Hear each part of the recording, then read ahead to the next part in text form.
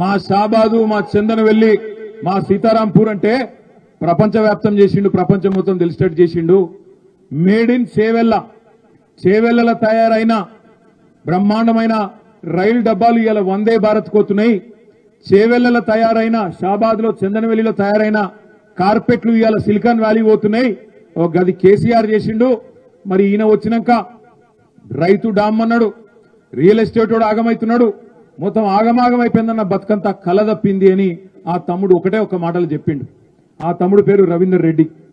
ఈ మాట ఎందుకు చెప్తున్నా అంటే ఇలా రవీందర్ రెడ్డి చెప్పింది ఆయన ఒక్కడి మనోభావం కాదు, ఆయన ఒక్కడి అభిప్రాయం కాదు.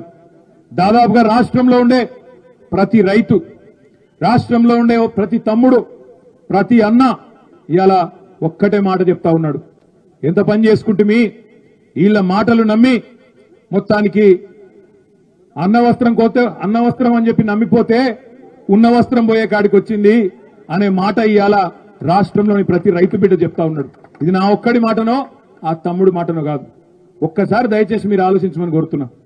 ఎన్ని మాటలు ఎన్ని కథలు చెప్పిండు రేవంత్ రెడ్డి, యాద్ తెచ్చుకోండి. డిసెంబర్ 9 నాడు నేను వస్తూనే ఉన్నా, వచ్చి రాగానే మొట్టమొదటి సంతకం సోనియా గాంధీ జన్మదినం నాడు ఒక్కటే సంతకం పెట్టి 2 లక్షల రుణం ఎత్తేస్తా. ఇప్పటిదాకా లోన్ తెచ్చుకున్న లెవెల్ ఉంటే అర్జెంట్ గా బ్యాంకు ఉరికి 2 లక్షలు తెచ్చుకొని తమ్మి నేను కడతా, సోనియమ్మ మీద ఒట్టు అని చెప్పి ఆ రోజు సోనియా గాంధీ బర్త్డే అని చెప్పి సెంటిమెంట్ కొట్టిండు. 2 లక్షల రుణం అన్నాడు, సోనియమ్మ మీద ఒట్టు అన్నాడు. తర్వాత డిసెంబర్ 9 నాడు సావు కబురు సల్లగా చెప్పిండు.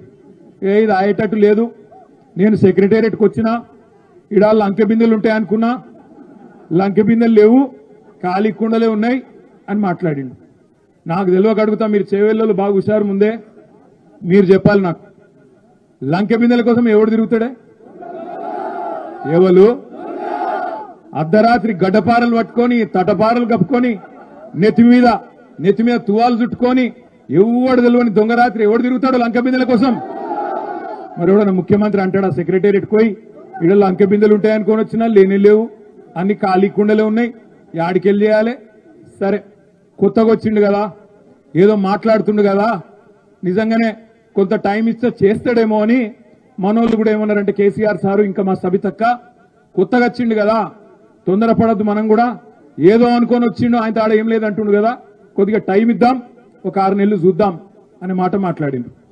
మరి ఇదే రేవంత్ రెడ్డి డిసెంబర్లో ముఖ్యమంత్రి అయిండు. డిసెంబర్ 3వ వారంలోనో 2వ వారంలోనో బ్యాంకులతో ఒక మీటింగ్ పెట్టిండు.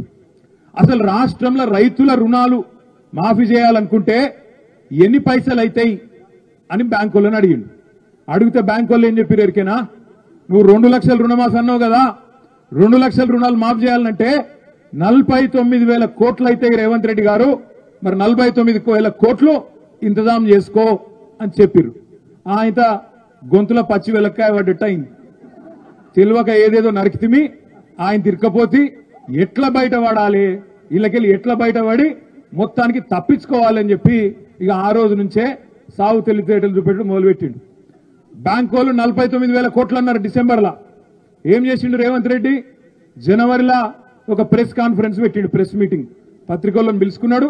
ఇక వాళ్ళ ముంగట మైక్ పట్టుకొని మళ్ళా లొల్లి పెట్టుకుంటూ మాట్లాడుతుండు. ఏం మాట్లాడిండు ఆ రోజు? ఏం మాట్లాడిండంటే, ఇగో నేను 1 సంవత్సరం గట్టిగా కడుపు కట్టుకుంటే అవినీతి చేయకపోతే 40,000 కోట్లు ఉత్తగానే కట్టి పారేస్తా, అల్కా గడతా అన్నాడు. అంటే 49,000 కోట్లకెళ్ళి 9,000 కోట్లు కటింగ్ పెట్టేసిండు. మొదలు 49 ఉండే, దాన్ని 9,000 కటింగ్ పెట్టి 40,000కి ఆయనతో కోసి పారేసిండు. ఇది జనవరి ముచ్చట. ఇక జనవరి కాగానే ఆయనతో పార్లమెంట్ ఎలక్షన్ వచ్చింది. ఇక పార్లమెంట్ ఎలక్షన్లో ఎవరు నమ్ముతలేరు, సోనియా గాంధీ మీద ఒట్టు పెట్టుకుంటే రుణమాఫీ అని చెప్తే చేయకపోతే జాడిచ్చి తంతరేమో, ఎట్లయితే ఏం చేయాలి ఇప్పుడు అని చెప్పి ఏ గుడికి పోతే ఏ ఊరికి పోతే ఆడ దేవుని మీద ఒట్టు పెట్టిండు. యాదగిరి గుట్టకు పోయిండు, ఇగో ఇక్కడ లక్ష్మీ నరసింహస్వామి మీద ఒట్టు 15 ఆగస్టుకు చేస్తా. వికారాబాద్ వచ్చిండు, అనంత పద్మనాభ స్వామి మీద ఒట్టు 15 ఆగస్టుకు చేస్తా. వేములవాడ వేయిండు, రాజన్న మీద ఒట్టు 15 ఆగస్టుకు చేస్తా. భద్రాచలం పోయిండు, సీతారామస్వామి మీద ఒట్టు 15 ఆగస్టుకు చేస్తా.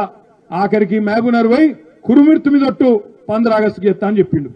దేవుళ్ళ కొంప ఉంచుకున్నాడానికి ఇప్పుడు అటు ఇటు పోయి 15 ఆగస్టు పోయింది, రుణమాఫీ కాలే. ఇప్పుడు దేవుళ్ళందరూ ఏడ దొరుకుతాడా రేవంత్ రెడ్డి అని వాళ్ళు కూడా ఎత్తుకుతాను. ఏడున్నాడు ఈడని. గింత ద్రోహం అంటే మనుషులను మోసం చేసుడు కాదు, దేవుళ్ళని కూడా మోసం చేసిండు, దైవ ద్రోహం చేసిండు దుర్మార్గుడు. ఇంత కథ ఎట్లుంటదంటే మొదలు 49,000 కోట్లు డిసెంబర్లో, జనవరికి వచ్చే వరకు 9,000 ఎగిరిపోయింది. 40,000 కోట్లు కడుపు కట్టుకుంటా అన్నాడు. ఇక కడుపు కట్టుకున్నాడో లేదో దాని కథ మళ్ళీ చెప్తా. ఆయనతో ఈ లోపల పార్లమెంట్ ఎలక్షన్ వచ్చింది, దేవుళ్ళ మీద ఒట్లు పెట్టిండు, కేసీఆర్ని తిట్టిండు, 4 ఓట్లు వేయించుకున్నాడు, అవతల పడ్డాడు. జూలై నెల వచ్చింది. జూలైలో ఏం చేసిండు? క్యాబినెట్ మీటింగ్ పెట్టిండు, మంత్రుల మీటింగ్ పెట్టిండు. మంత్రుల మీటింగ్ లో చెప్పుకున్నాడట బాధ రేవంత్ రెడ్డి. ఏం చేయాలి, మనం అనుకోపోతే గెలుస్తామని ప్రజలు కూడా గట్లే అనుకున్నారు. ఎమ్మెల్యే వీక్కిండు కానీ కేసీఆర్ అయితే ముఖ్యమంత్రి ఉంటాడు కదా అనుకున్నారు. కానీ మనమేమో నోటికొచ్చినట్టు మాటలు ఇస్తేవి, మరి అక్కడనేమో మనకు శాతనైతే లేదు, ఎట్లా చేయాలి అని అడిగిండట. అందులో ఒక మంత్రి గారు చెప్పిండట, ఒక పని చేయి సారు, ఇక కటింగ్ పెడదాం ఎట్లాగూ తప్పది, లేకపోతే ఏదో ఒకటి చెప్పి కటింగ్ పెట్టాలి. నీ ఆధార్ కార్డు నెంబర్ చక్కగా లేదని కటింగ్ పెట్టాలి, నువ్వు ఇన్కమ్ ట్యాక్స్ కట్టినావని కటింగ్ పెట్టాలి, లేకపోతే రేషన్ కార్డు మీద 1 కేజీ చేస్తా అని కటింగ్ పెట్టాలి, ఇన్కమ్ ట్యాక్స్ అనాలి, లేకపోతే ఇంకోటి పెట్టాలి, ఎట్లన్నా చేసి తప్పియాలని చెప్పి మరి మంత్రులు సలహా ఇచ్చిందట.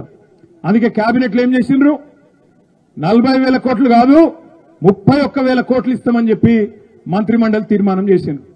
సరే అనుకుందాం, 31,000 కోట్లు ఇస్తాడేమో నిజమే అని చెప్పి మేము కూడా అనుకున్నాం. 31,000 కోట్లని జూలైలో 2వ వారంలో చెప్పిండు. జర లొలివేటకు రాయ మీ లొల్లి వెనకకెళ్ళి చెవుల జోరిగేలక మీ లొల్లి నాగు. 31,000 కోట్లని మంత్రిమండలి అయిపోయినాక బయటకు వచ్చి శిల్క పలుకులు వలికిండు రేవంత్ రెడ్డి. మేము నిజమే అనుకున్నాం. నేను సబితక్క అసెంబ్లీ మీటింగ్ పెడితే జూలై ఆఖరి వారంలో బడ్జెట్ పెట్టిండ్రు. బడ్జెట్ పెడితే మేము అందరం మర్యాదగా పోయినాం. పోతే 31,000 కోట్లు మొదలు 49కి వెళ్ళి 40 చేసి 9,000 కొట్టిండు, 40కి వెళ్ళి 31,000 అని చెప్పి ఇంకో 9,000 కొట్టిండు. ఆయనతో మంత్రిమండలికి వెళ్ళి అసెంబ్లీకి వచ్చే వరకే ఇంకొక 5,000 కోట్లకు కొట్టిండు. 31,000 కోట్ల రుణమాఫీ అన్నాడు, బడ్జెట్లోనేమో 26,000 కోట్లే పెట్టిండు. మాకు అర్థం కాలే. అవు నువ్వు చెప్పింది 31, ఇలా పెట్టింది 26, ఇదేం లెక్కనా రేవంత్ రెడ్డి అంటే ఇక దబాయించిండు, లొల్లి పెట్టిండు. మేము గట్టిగా అడిగితే, గట్టిగా మాట్లాడితే అప్పుల పాలైందని రాష్ట్రం యాడున్నాయి లెక్కలు చూస్తే మంచిగానే ఉంది కదా, ఏం రోగం వచ్చిందా నీకు అంటే చెప్పసాత కాలేదు. అందుకే ఏమంటాడు సబితక్క పాపం, ఆమె ఒక్క మాట అనలే, గట్టిగా అనలే, ఒక్క మాట గట్టిగా అన్నది. ఏమన్నది? ఇంట్లో ఉంటే దోమలు కుడుతున్నాయి, ఇంటి బయటకు వస్తే కుక్కలు గరుస్తున్నాయి, ఏం నడుపుతున్నారని ఆయన రాష్ట్రం అని చెప్పి మాత్రం తిట్టింది. ఇంట్లుంటే దోమలు కుడుతున్నాయి, డెంగీ జ్వరాలు, చికెన్ గున్యాలు వస్తున్నాయి, ఇంటి బయటికి పోదామంటే కుక్కలు గరుస్తున్నాయి, ఏం నడుపుతున్నారని ఆయన ఒక మాట అన్నది. దాంతో పగబట్టిండు. సబితక్క ఇట్లా అంటారా? గంట మాట్లాడి మొత్తం బట్టలు ఇప్పేసింది.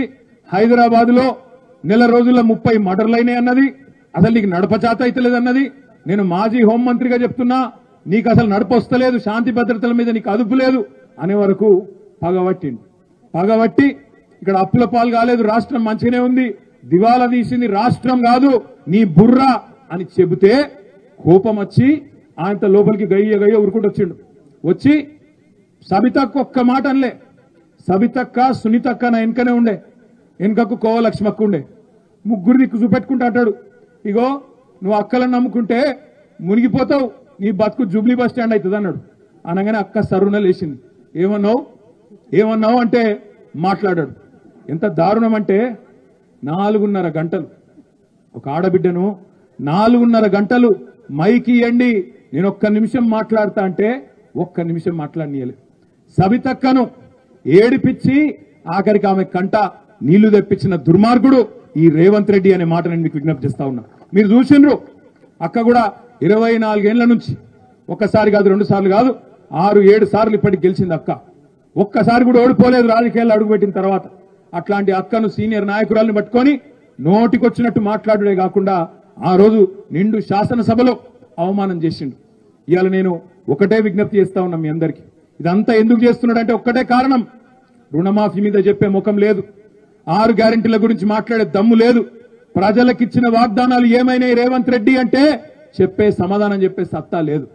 49,000 40,000 ఎట్లయింది, 40,000 31 ఎట్లయింది, 31 26 ఎట్లయింది 26కి వెళ్ళి మొన్న 15 ఆగస్టు నాడు ఖమ్మం పోయిండు. అక్కడ పోయి ఏం చెప్తాడు? అయిపోయింది రుణమాఫీ, 17,900 కోట్లు వేసినా ఒడిచిపోయింది, మొత్తం 100% అయిపోయింది అన్నాడు. ఇక్కడ రైతులు బగ్గుమన్నారు. ఎక్కడైందయ్యా రుణమాఫీ? తప్పు చెప్తున్నావు, నువ్వు తప్పుడు కూతలు కూస్తున్నావు, రేవంత్ రెడ్డి అబద్ధం చెప్పకు అని ఊరూరా రైతులు సావుడప్పు కొట్టుడు మొదలుపెట్టిండ్రు. బ్యాంకుల కాడ లొల్లి, ప్రభుత్వ కార్యాలయాల కాడ లొల్లి, గ్రామ పంచాయతీల కాడ లొల్లి, రైతు వేదికల కాడ లొల్లి, ఎక్కడికక్కడ రైతులు కదిలే వరకు భయం పట్టుకున్నది రేవంత్ రెడ్డికి. నేను సవాల్ చేసిన, రేవంత్ రెడ్డి నువ్వు చెప్పిన మాట వాస్తవం అయితే, నీ మాటల్లో నిజముంటే నీ ఊరు సొంత ఊరు కొండారెడ్డిపల్లె, వంగూరు మండలం అచ్చంపేట నియోజకవర్గం కొండారెడ్డిపల్లె, దమ్ముంటే నువ్వు నేను పోదాం కొండారెడ్డిపల్లె. సెక్యూరిటీ వద్దు, అధికారులు వద్దు, ఎవ్వడొద్దు, ఒకటే కారులో పోదాం, మనం పోయి ప్రజల కాడ కూర్చుందాం, రైతుల కాడ కూర్చుందాం. నీ ఊళ్ళే, నీ సొంత ఊళ్ళే రైతులు కింద 100% రుణమాఫీ అయిందని చెప్తే నా రాజీనామా అక్కడనే వాడేసి అక్కడికే పీక్తా అని చెప్పిన. సమాధానం రాదు. నేను ఇంకొక మాట కూడా అన్నా, సరే కొండారెడ్డిపల్లె పోయేందుకు నీకు ముఖం లేకపోతే కొడంగల్ పోదాంపా, కొడంగల్ పోదాం, కోసిగి పోదామా, దౌలతాబాద్ పోదామా, బొమ్మరాజ్పేట పోదామా, ఇంకేడికి పోదామా చెప్పు, గుండమల్లి పోదామా, యాడికి పోదామా చెప్పు, ఆ మండలం పోయి కూసుందాం. ఎంత అయింది రుణమాఫీ? ఎక్కడన్నా ఒక్క ఊళ్ళో ఒక్క మండలంలో 100% అయిందని నువ్వు చెప్తున్న మాట నిజమైతే నేను రాజకీయ సన్యాసం తీసుకుంటా అని చెప్పి కూడా రేవంత్ రెడ్డి గారిని అడిగిన. సమాధానం లేదు, స్పందన రాదు. ఎందుకంటే పచ్చి దగాబాజు ముచ్చట అని ఆయనకు కూడా తెలుసు. ఇక అన్నింటికన్నా హైలైట్ ఏంటంటే 49,000 కోట్లకెళ్లి మొత్తానికి 17,700 కోట్లకు కట్ చేసుకుంటా కోసుకుంటా తీసుకొచ్చారు. మేమందరం ఏమనుకున్నాం, 17,000 కోట్లు నిజంగానే పడ్డాయేమో అకౌంట్లో అని మేము అనుకున్నాం. నిన్న ఉప ముఖ్యమంత్రి బట్టి విక్రమార్క గారు సావు కబురు చల్లగా చెప్పిండు. ఆ బ్యాంకుల్లో మీటింగ్ పెట్టిండు, మళ్ళా అందులో ఉపన్యాసంలో చెప్తుండు ఇంగ్లీష్లో. ఎవరు? బట్టి విక్రమార్క గారు. రైతులకు ఇంగ్లీష్ రాదు కదా, చెప్పేటోడు లేడు కదా అనుకున్నాడు. వచ్చిన వాళ్ళకి చదువుకున్న వాళ్ళు ఉన్నాం కదా కొంతమంది. ఏం చెప్తాను ఎరికేనా? ఇగో మేము మీకు ఇప్పటివరకు 7,500 కోట్లే పడ్డాయి రైతుల ఖాతాలల్లా, మిగతాయి కూడా ఇవ్వాలే, జర మనం సర్దుబాటు చేసుకుందాం అని మాట్లాడుతున్నాడు ఉప ముఖ్యమంత్రి బట్టి విక్రమార్క. ఒక్కసారి నేను మిమ్మల్ని ఆలోచించమని అడుగుతున్నా, ఎక్కడ 49,000 కోట్లు, ఎక్కడ 7,500 కోట్లు? అంటే ఎంత? 7వ వంతు కూడా కాలే. కానీ సిగ్గులేని ముఖ్యమంత్రి, సిగ్గులేని ప్రభుత్వం ఇవాళ రైతులను మోసం చేసే క్రమంలో, ఇక్కడికే దీన్ని ఖతం చేసే క్రమంలో ఆలోచన చేస్తా ఉన్నారు. మీరు చూడండి, నేను ఇవాళ మీకు చేవెళ్ల వేదికగా చెప్తా ఉన్నా. ఇప్పుడు మళ్ళా డ్రామాలు ఆడుతున్నారు. చేస్తాం మమ్మల్ని నమ్ముండ్రి, చేస్తాం మేము కట్టుబడి ఉన్నాం అని చెప్పి తప్పుడు కూతలు గుస్తా ఉన్నారు. నేను చేవెళ్ల రైతన్నలకు, రంగారెడ్డి జిల్లా రైతన్నలకు, వికారాబాద్ జిల్లా రైతన్నలకు, మేడ్చల్ జిల్లా రైతన్నలకు, రాష్ట్ర వ్యాప్తంగా ఉండే రైతన్నలకు ఒకటే విజ్ఞప్తి చేస్తా ఉన్నా. పెద్దలు ప్రొఫెసర్ జయశంకర్ గారు ఎప్పుడు చెప్పేది, యాచించి తెచ్చుకున్నాడు కాదు, శాసించి తెచ్చుకోవాలి. మోసం చేసినోన్ని గల్లా వట్టి నిలదీయాలి. ఇందాక స్వామిగౌడ్ గారు ఒక మంచి మాట చెప్పిండు. ఏమన్నాడు? 2 లక్షల మీద రుణం ఉంటే మీదికెళ్ళి ఉన్నదంతా కట్టుండ్రి, అప్పుడు 2 లక్షలు ఇస్తాను ప్రభుత్వం అంటుంది. మనం అడగాలి, ముందు నువ్వు కట్టేది నువ్వు కట్టు 2 లక్షలు, అటెనక నేను కట్టేది నేను కట్టుకుంటా, అది మా బాధ ఏదో నేను పడతా అనే మాట రాష్ట్రంలోని రైతులు చెప్పాల.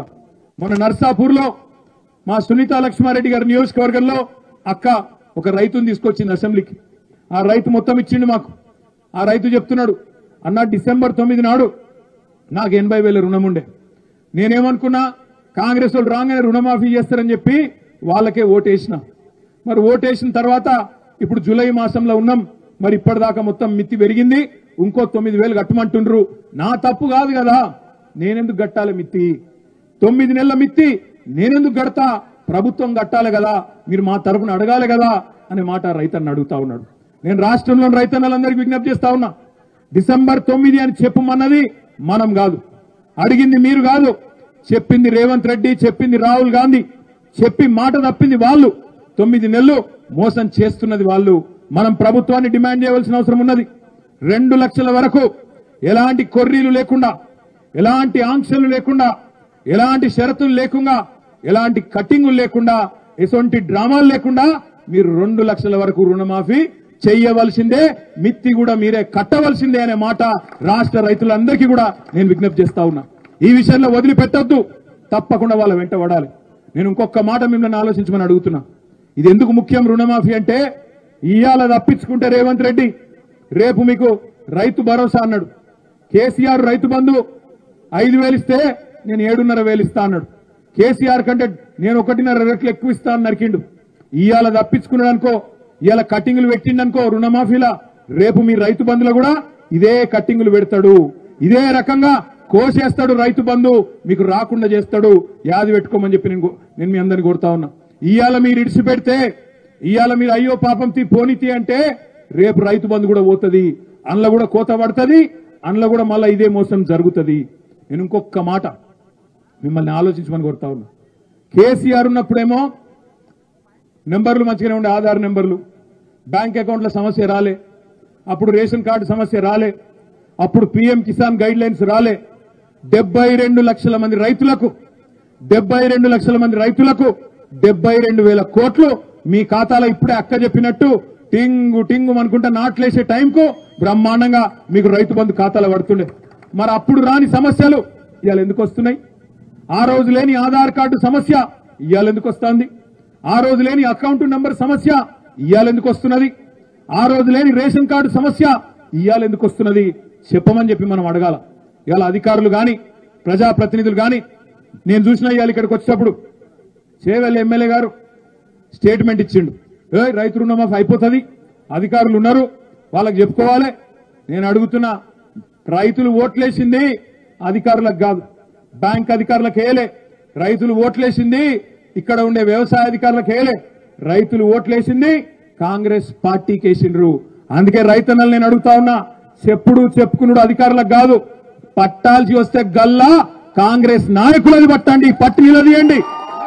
అవసరమైతే గల్లా బట్టి అడగాలి. ఏమాయ కొడక 2 లక్షల రుణమాఫీ అన్నావు, ఎక్కడ పోయిందని అడగాల. ఇవాళ ఇద్దరు ఆడబిడ్డలు జర్నలిస్టులు ఏం తప్పు చేసిండ్రు? వాళ్ళు ఏమన్నారు? వాళ్ళు రేవంత్ రెడ్డిని ఏమన్నా బూతులు తిట్టినరా? నీ లెక్క లాగుల తొండలు ఇడిచి పెడతామన్నారా? ఏమన్నారా? నీ లెక్క అడ్డమైన భాష మాట్లాడినరా? ఏం చేసిండ్రు పాపం? ఒక అమ్మాయి విజయారెడ్డి అనే జర్నలిస్టు, ఇంకొక అమ్మాయి సరిత అనే ఆడబిడ్డ, ఇద్దరు సీదా కొండారెడ్డి పల్లెకు పోయినరు. కొండారెడ్డి పల్లెలో నిజంగా రుణమాఫీ జరిగిందా లేదా ఇది తెలుసుకుంటందుకు పోయినరు. తెలుసుకుంటందుకు పోతే అక్కడ ఉండే కొంతమంది కాంగ్రెస్ గుండాలు వాళ్ళ మీద దాడి చేసి ఆడపిల్లలను కూడా చూడకుండా వాళ్ళను బురదల నూకేసి వాళ్ళను కొట్టి రకరకాలుగా అసభ్యంగా ప్రవర్తించి కొండారెడ్డి పల్లెలో 2 ఆడబిడ్డలకు అవమానం చేసిండు. నేను అందుకే అడుగుతా ఉన్నా, ముఖ్యమంత్రి నీకు నిజంగా చిత్తశుద్ధి ఉంటే రేవంత్ రెడ్డి ఎందుకు భయపడుతున్నావు? విలేకరులు వాస్తవాలు బయట పెడితే ఎందుకు భయమైతున్నది? రుణమాఫీ చేసిన మాట వాస్తవమే అయితే, రుణమాఫీ నువ్వు 100% చేసిన ముచ్చట నిజమైతే ఎందుకు కొండారెడ్డి పల్లెలో నీ ఇంటి ముంగట, నువ్వు పుట్టిన ఇంటి ముంగట 2 ఆడబిడ్డలను అవమానం చేసినావని చెప్పి నేను అడుగుతా ఉన్నా. నేను అందుకే సబితక్క చెప్పిన దాంతో పూర్తిగా ఏకీభవిస్తా ఉన్నా. మనందరం రేపటి నుంచి చేయవలసింది ఒకటే, ఇడిచిపెట్టొద్దు. మనం వెంట పడవలసింది వ్యవసాయ అధికారులు కాదు, రెవెన్యూ అధికారులు కాదు, బ్యాంక్ అధికారులు కాదు. వాళ్ళతో మనకు పంచాయతీ లేదు. మీ ఊళ్ళో ఉండే కాంగ్రెస్ లీడర్ ఎవడైతే ఉంటాడో వాన్ని పట్టుకోండి. ఏమాయ కొడక ఎక్కడ పోయింది నీ రుణమాఫీ అడగండి. ఇక్కడ పార్టీ మారిన ఎమ్మెల్యే ఉన్నాడు, ఆయనను అడగండి. ఏం చూసిపోయినావు, ఎందుకు పోయినావు, ఏం తీసుకొని పోయినావు, నువ్వు రుణమాఫీ చేయి, చేసినాక మాట్లాడని చెప్పి ఎమ్మెల్యేని అడగండి. ఓట్లు ఎవరికి వేసినామో గవాళ్ళని అడగాలి, గవాళ్ళని నిలదీయాలి. అంతేగాని అధికారుల చుట్టూ తిరుగుండ్రి, వీళ్ళ కాడికి ఓన్రి, వాళ్ళ కాడికి ఓన్రి, మనకేం తెలుసు వాళ్ళ కాడికి పోయేది?